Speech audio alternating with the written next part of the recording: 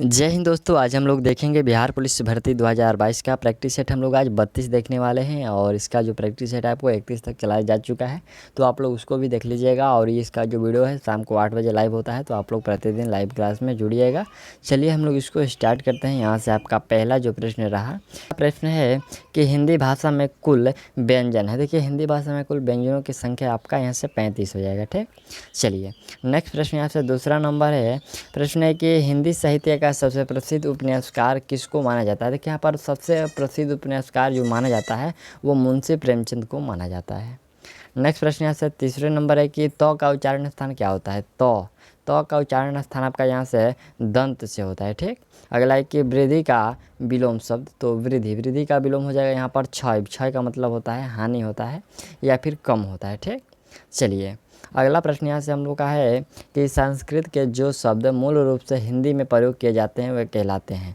तो देखिए संस्कृत के जो शब्द जो हिंदी में मूल रूप से प्रयोग किए जाते हैं वह कहलाते हैं तत्सम शब्द। ठीक, चलिए छठा प्रश्न है कि अधिकरण कारक के चिन्ह है कौन से। अधिकरण कारक, ये कारक से भी आपको एक प्रश्न दो प्रश्न रहते हैं हर एक सेट में, तो आप लोग जो है कारक को थोड़ा सा देख लीजिएगा।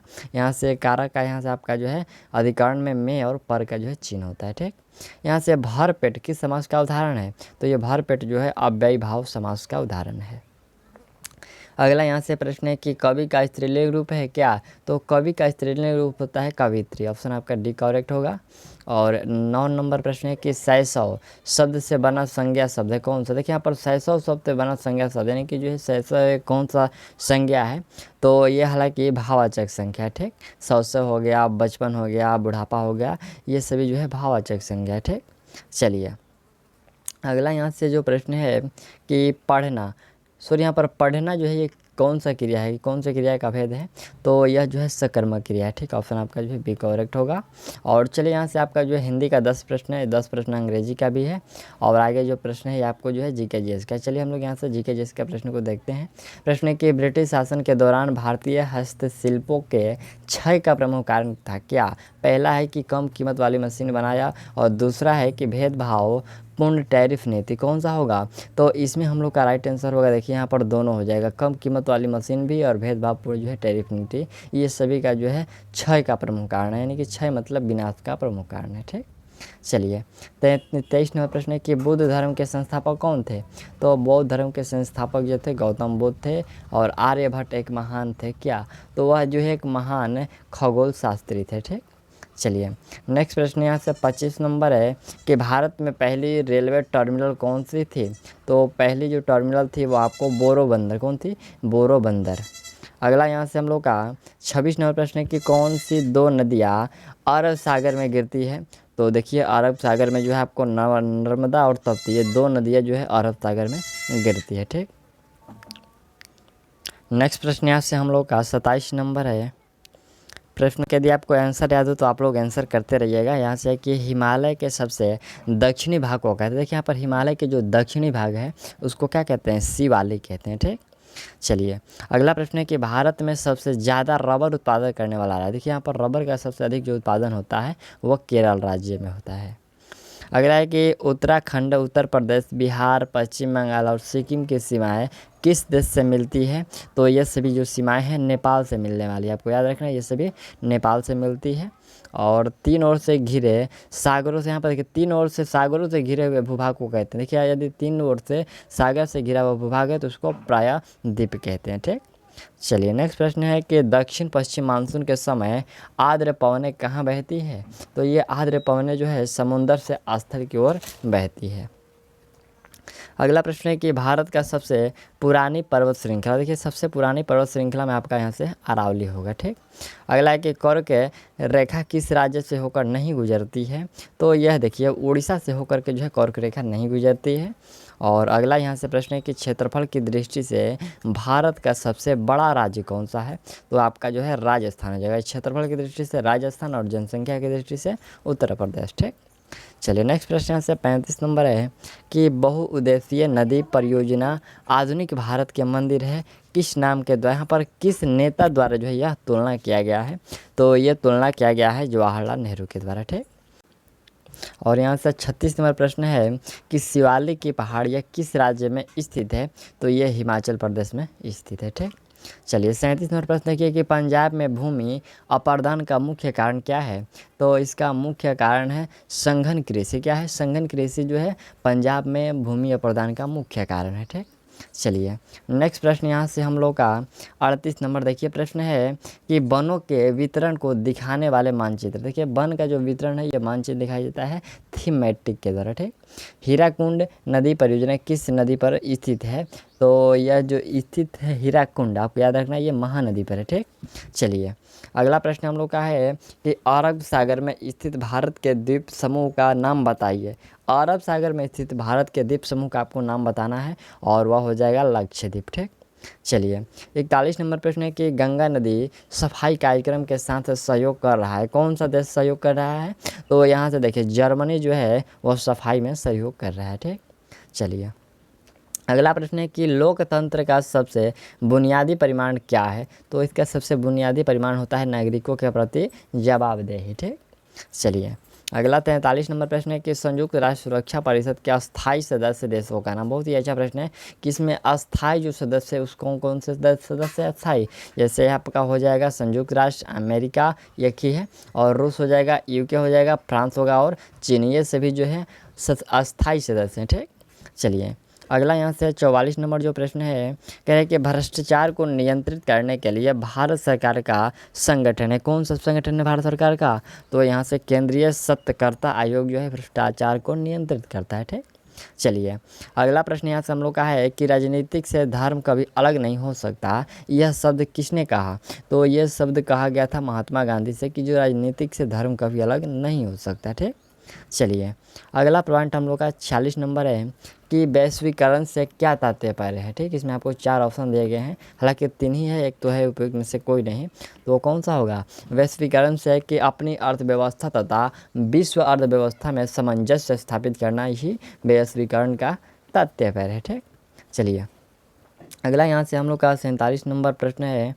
यह प्रश्न कह रहा है कि अंतर्राष्ट्रीय व्यापार के संदर्भ में डॉपिंग का अर्थ क्या होता है। देखिए जो डॉपिंग होता है, डॉपिंग का अर्थ होता है उत्पादन की वहाँ पर वास्तविक लागत से कम या उसके घरेलू बाजार में मूल्यों के नीचे कीमतों पर माल निर्यात करना, यह जो है डॉपिंग का अर्थ होता है। ठीक, चलिए अगला यहाँ से प्रश्न यहाँ से हम लोग का है कि जीएसटी का कानून लागू करने वाला पहला राज्य, तो जीएसटी लागू किस में हुआ था, कौन से राज्य में, असम में हुआ था। ठीक, चलिए नेक्स्ट प्रश्न यहाँ से हम लोग का है कि सतत पोषणीय विकास से क्या अभिप्राय है, तो सतत पोषणीय विकास से अभिप्राय है कि विकास जिससे पर्यावरण का कोई हानि न पहुँचे उसे सतत पोषणीय विकास कहते हैं। ठीक, चलिए नेक्स्ट प्रश्न देखा जाए 50 नंबर कह रहा है कि देश में सबसे बड़ा सार्वजनिक क्षेत्र का संगठन है। कौन सा सबसे बड़ा सार्वजनिक क्षेत्र, आपका यहाँ से रेलवे आता है। ठीक, ऑप्शन आप लोग जो है एक और कर लीजिएगा। और चलिए नेक्स्ट प्रश्न यहाँ से हम लोग का है कि भारतीय अर्थव्यवस्था में परिवहन का मुख्य साधन क्या है, तो परिवहन का मुख्य साधन होता है रोडवेज। ठीक, चलिए 52 नंबर प्रश्न है कि निम्नलिखित उपायों में से जो भारत के भुगतान की स्थिति के संतुलन को सुधारने में मदद नहीं कर सकता है वो कौन है, तो वह संतुलन में मदद नहीं कर सकता है निर्यात पर उच्च शुल्क लगाना। ठीक, चलिए नेक्स्ट प्रश्न यहाँ से 53 नंबर है कि दास कैपिटल पुस्तक के लेखक कौन है। दास कैपिटल इस पुस्तक के लेखक हैं कार्ल मार्क्स, ऑप्शन आपका जो है बी करेक्ट होगा। और चलिए अगला प्रश्न यहाँ से हम लोग का है कि उपभोक्ता सुरक्षा कानून 1986 क्यों लाया गया, तो इसके लाने का मुख्य कारण था कि उपभोक्ताओं को बेईमानी से बचाया जा सके, सुरक्षा का अधिकार प्राप्त हो, ग्राहक की शिकायतों को सरल और तीव्र कम खर्चों में दूर किया जाए। ये सभी कारण जो था ये उपभोक्ता का सुरक्षा कानून 1986 इसी कारणों से लाया गया था। ठीक, चलिए नेक्स्ट प्रश्न यहाँ से हम लोग का 55 नंबर है। यह प्रश्न कह रहा है कि निम्नलिखित में से कौन सी किसानों के लिए कल्याणकारी योजना नहीं है, तो किसानों के लिए कल्याणकारी जो इसमें से कर्मचारी रेफरल योजना ये नहीं है, बाकी ये सभी जो है किसानों के लिए है। ठीक, चलिए अगला प्रश्न है कि वह कौन सा मुख्य कारक था जिससे शहरीकरण के स्वरूप पर गहरा प्रभाव पड़ा, तो गहरा प्रभाव पड़ा हुआ था औद्योगिकरण से। ठीक, चलिए अगला यहाँ से प्रश्न है कि कॉल सेंटर कब बनाया गया। कॉल सेंटर सॉरी यहाँ पर किसान कॉल सेंटर है, ये पूछा गया कि कब बनाया गया, तो यह बनाया गया था जनवरी 2004 में, ऑप्शन आपका डी इसमें करेक्ट होगा। ठीक, चलिए अगला प्रश्न हम लोग का है कि शिक्षा का अधिकार अधिनियम भारत में कब लागू किया गया? तो ये भारत में लागू किया गया था 2009 में। ठीक, चलिए अगला प्रश्न है कि KWH की इकाई है क्या? तो ये जो इकाई है ऊर्जा की है। ठीक, चलिए परमाणु ऊर्जा पैदा करने के लिए किस खनिज का उपयोग किया जाता है? तो इसमें जो है यूरेनियम का उपयोग किया जाता है। अगला प्रश्न हम लोग का 61 नंबर है कि इनमें से कौन सी एक मौलिक इकाई नहीं है? तो मौलिक इकाई देखिए यहाँ पर क्यूबिक मीटर जो है इसमें से मौलिक इकाई नहीं है। ठीक, चलिए अगला प्रश्न है कि जब एक बस अचानक चलना शुरू करती है तो बस के अंदर बैठे यात्रियों को पीछे की तरफ धक्का लगता है। यह उदाहरण न्यूटन के किस अधिनियम को दर्शाता है? तो यह जो उदाहरण है न्यूटन के प्रथम, यहाँ पर गति के पहला यानी कि न्यूटन का गति का पहला नियम को ये दर्शाता है। ठीक, चलिए अगला यहाँ से प्रश्न है कि चंद्रमा की सतह पर एक वस्तु का वजन कितना होता है?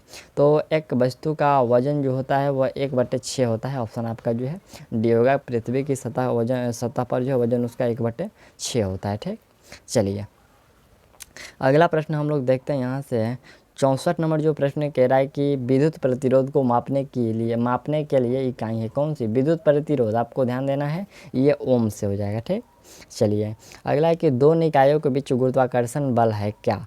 तो दो निकायों के बीच जो गुरुत्वाकर्षण बल होता है आप यहाँ पर आकर्षण या प्रतिकारक हो सकता है। क्या हो सकता है? आकर्षक या प्रतिकारक हो सकता है। ऑप्शन आपका जो है सी करेक्ट होगा। चलिए अगला प्रश्न आपसे है कि समीकरण V बराबर U+AT जानकारी देता है किसकी? तो यह जानकारी देता है वेग समय का एक कार्य को। ठीक, वेग समय का एक कार्य को ये जानकारी देता है।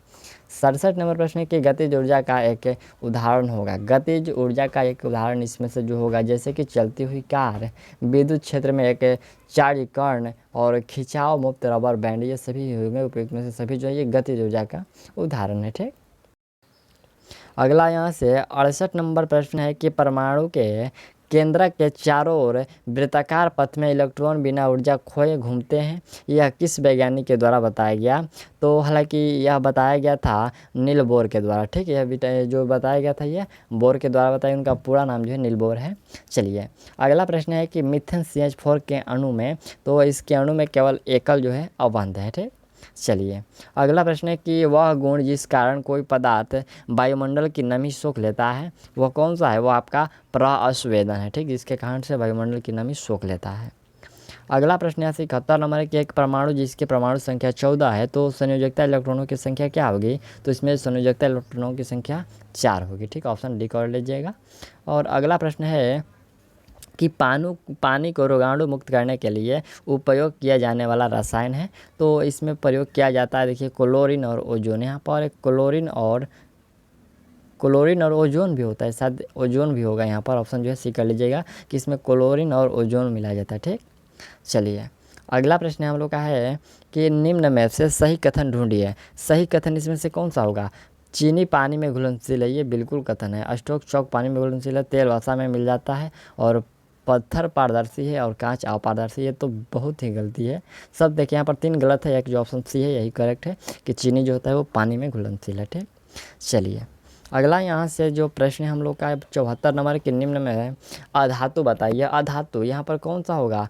CO, Fe, F और N है। इसमें हम लोग की अधातु की बात करें तो F जो होगा ये अधातु है। ठीक, चलिए नेक्स्ट प्रश्न है कि एक तत्व की द्रव्यमान संख्या 32 तथा परमाणु संख्या 16 है तो इसके अणु में न्यूट्रॉनों की संख्या कितनी होगी? तो इसके अणु में न्यूट्रॉनों की संख्या 16 होगा। ठीक, चलिए अगला प्रश्न है कि एक आदर्श ईंधन वह है जो, देखिए आदर्श ईंधन किसको कहेंगे? जो सस्ता हो, प्रदूषण कम फैलाता हो और जो ऊष्मा उच्च देगा, वही तो हम लोग का आदर्श ईंधन होगा। ऑप्शन इसमें से उपयुक्त में से सभी कर लीजिएगा। ठीक, चलिए अगला है कि ईस्ट के द्वारा शर्करा का अल्कोहल में बदलना कहलाता है तो यह कहलाता है किण्वन। ठीक, चलिए नेक्स्ट प्रश्न है कि सिरके, नींबू और दही में पाया जाता है क्या?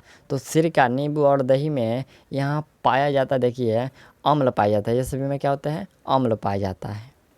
अगला प्रश्न है कि वाष्य पदार्थ ज़्यादा खाने से क्या होगा? वाष्य पदार्थ यदि आप ज़्यादा खाइएगा तो इसमें मोटापा बढ़ेगा। ठीक, चलिए अगला प्रश्न हम लोग का है कि पौधे प्रकाश संश्लेषण में कौन सी गैस छोड़ते हैं? तो ये छोड़ते हैं ऑक्सीजन। ठीक, आपको याद रखना है ये ऑक्सीजन छोड़ते हैं और कार्बन डाइऑक्साइड ग्रहण करते हैं। अगला प्रश्न है कि ऊतक जो पौधों में जल परिवहन में मदद करता है। देखिए जल परिवहन में मदद करता है जाइलम। ठीक, चलिए अगला प्रश्न यहाँ से हम लोग का है कि पोलियो तथा चेचक की बीमारियों के होने का कारण क्या है। तो ये सभी बीमारियाँ विषाणु के कारण होती है। अगला प्रश्न है कि अमरबेल किसका उदाहरण है। तो ये अमरबेल जो होता है ये परजीवी का उदाहरण है। ऑप्शन बी करेक्ट होगा। और अगला प्रश्न है कि केंचुओं में श्वसन अंग का नाम है। देखिए केंचुओं में श्वसन अंग का नाम है गिलित्वाचा। ठीक, चलिए अगला यहाँ से प्रश्न जो हम लोग का 85 नंबर है कि कौन सा बायोमास ऊर्जा का उदाहरण नहीं है। तो ऊर्जा का उदाहरण नहीं, देखिए यहाँ पर परमाणु ऊर्जा जो है ये बायोमास का उदाहरण नहीं है। ठीक, चलिए अगला प्रश्न है कि इनमें से कौन सी मछली नहीं है। इसमें से कौन सी मछली नहीं है।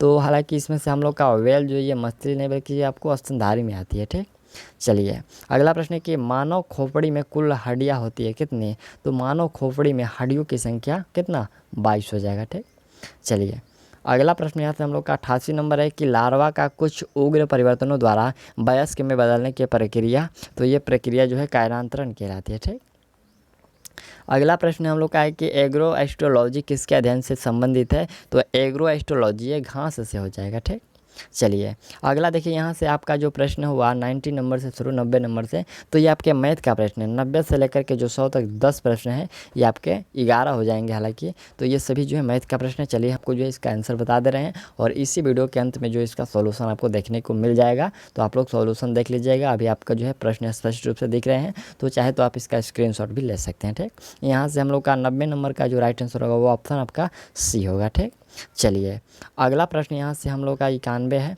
देखिए प्रश्न आपको स्पष्ट रूप से दिख रहे हैं और इसका राइट आंसर 15 मीटर प्रति सेकंड होगा। और यहाँ से 92 नंबर है। देखिए 92 का राइट आंसर क्या होगा। यहाँ से आपका 12 AQ BC स्क्वायर होगा। ठीक, चलिए अगला 93 नंबर है। 93 का राइट आंसर आपका जो है बी होगा 2 × A - B। अगला यहाँ से 94 है। तो 94 का राइट आंसर 15%। और 95 का देख लीजिए 95 का राइट आंसर 0 × 0 होगा। ठीक, चलिए 96 नंबर का राइट आंसर क्या होगा। 96 का राइट आंसर आपका जो है 75 डिग्री हो जाएगा। प्रश्न हम लोग का 97 नंबर है कि 250 भाग 0 का मान क्या होगा। इसमें जो है बहुत से बच्चों गलत करेंगे। यहाँ से 0 ऑप्शन दिया गया है और अपरिभाषित दिया है। यहाँ पर परिभाषित नहीं, तो हालांकि ऑप्शन होगा कि परिभाषित नहीं किया जा सकता है। ठीक, चलिए 98 नंबर का राइट आंसर कौन सा होगा। यहाँ से आपका डी हो जाएगा। और 99 नंबर का जो राइट आंसर होगा वह आपका यहाँ से 16 हो जाएगा। ठीक, चलिए यहाँ से आपका 100 नंबर है। अंतिम प्रश्न है कि रोहित ने एक साइकिल को 1000 में खरीदा तथा इसको 1200 में बेच दिया, उसका लाभ प्रतिशत कितना होगा। तो उसे लाभ हो गया 20% का। ऑप्शन जो है बी करेक्ट होगा। ठीक, चलिए आप लोग इसका जो है सॉल्यूशन देख। ये रहा आपका 91 का सोल्यूशन आपका 15। फिर आपका यहाँ से ये 92 है। आप लोग इसके स्क्रीनशॉट ले सकते हैं जल्दी में। और 93 का यहाँ से लेकर 94 95 और इसके बाद 96 हो गया 75 डिग्री 97 और 98। फिर आपका यहाँ से 99 और यहाँ से अंतिम प्रश्न यहाँ पर 100 जो होगा ये 20%। ठीक, आप लोग राइट आंसर कर लीजिए। तो चलिए यहाँ हम लोग का जो प्रैक्टिस सेट 32 है ये कंप्लीट हो गया। और आप लोग जो है कमेंट कर दीजिए कि इसमें आप लोग कितना स्कोर कर पाए हैं। और चलिए मिलते हैं अगले वीडियो में सेट प्रैक्टिस 33 में कल शाम को 8 बजे। तो ऑल दी बेस्ट।